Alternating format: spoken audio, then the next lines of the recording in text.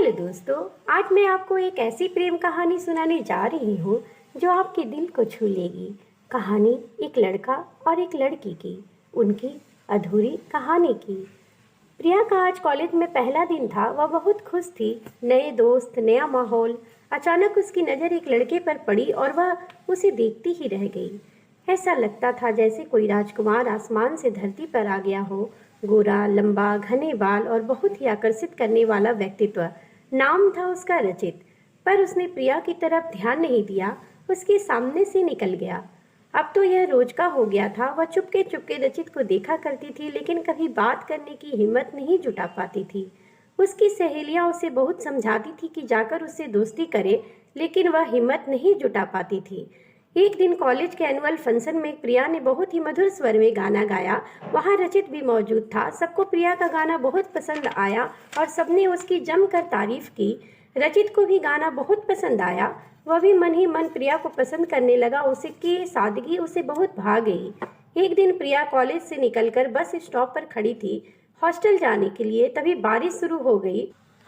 रचित उसी समय कॉलेज से घर जाने के लिए अपनी बाइक से निकलता है और प्रिया को बस स्टॉप पर देखता है तो उसके पास अपनी बाइक रोक कर कहता है कि बाइक पे बैठ जाओ, तुम्हें कहाँ जाना है, मैं तुम्हें छोड़ दूंगा।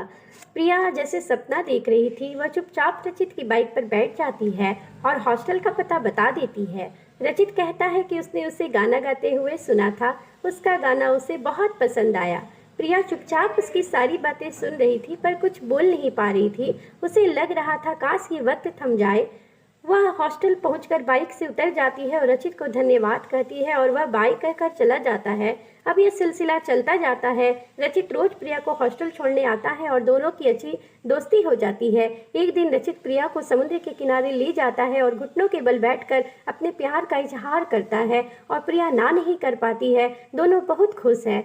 रचित प्रिया को बताता है कि उसके पापा शहर में एक बहुत बड़े व्यापारी हैं और वह रचित से बहुत प्यार करते हैं। उसकी किसी भी बात को नहीं टालते हैं। वो शहर जाकर अपने माँ बाबा से प्रिया अपनी शादी की बात करेगा। इधर प्रिया के पापा गांव में रहते थे, बहुत ही सीधे साधे लोग थे। प्रिया भी कहती है कि वह अपने बाबा से हमारी शादी की बात करेगी।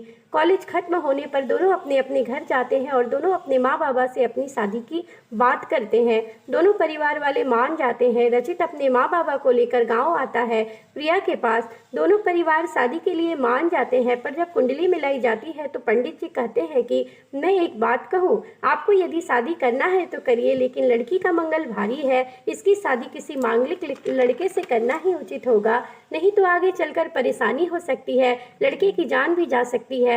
फिर रचित कहता है कि मैं इन अंधविश्वासों को नहीं मानता हूँ, लेकिन रचित की माँ रोने लगती है और कहती है कि मैं अपने बेटे को खो नहीं सकती हूँ। और रचित के माँ बाप रचित को लेकर शहर ले जाते हैं।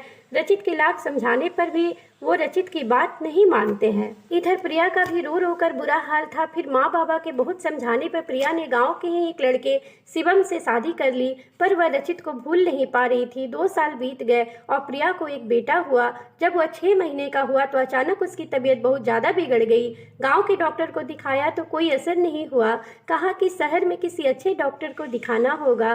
तो प्रिया अपने बाबा और पति के साथ बच्चे को लेकर शहर जाती है और डॉक्टर को दिखाती है। अचानक उसकी नज़र रचित की माँ पर पड़ती है। वो भी प्रिया को देखती है और प्रिया के पास आकर रोने लगती है। वह प्रिया से कहती है कि यदि ये शादी हो गई होती तो अच्छा होता, क्योंकि प्रिया के जाने के गम में रचित अपना मानसिक संतुलन 2 साल पहले खो बैठा है। आज तक उसका इलाज चल रहा है। वह प्रिया को रचित के पास ले जाती है, जो उसी हॉस्पिटल में कुर्सी के पास बैठा होता है और प्रिया को इस तरह देखता है जैसे कि वह पहचानता ही नहीं है।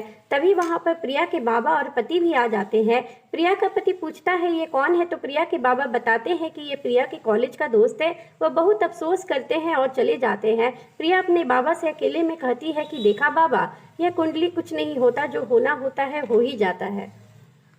धन्यवाद। तो फ्रेंड्स, कैसी लगी आपको मेरी ये कहानी? अगर मेरी ये कहानी पसंद आई है तो प्लीज़ चैनल को लाइक करें, शेयर करें और सब्सक्राइब करें और बेल आइकन पे क्लिक करें।